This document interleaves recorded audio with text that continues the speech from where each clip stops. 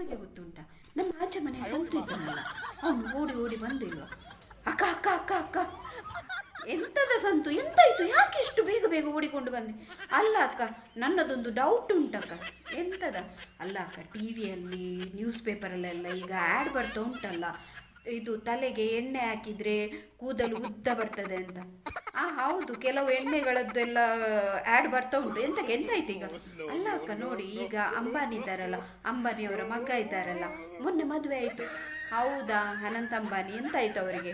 ಅಲ್ಲ, ಈಗ ಅವ್ರ ಹತ್ರ ಎಷ್ಟು ಹಣ ಉಂಟಲ್ಲ, ಆದರೂ ಕೂಡ ಅವರು ಈ ಎಣ್ಣೆ ಯಾಕೆ ಬಳಸುದಿಲ್ಲ ಅಕ್ಕ? ಅವರಿಗೆ ಕೂದಲೇ ಇಲ್ಲ.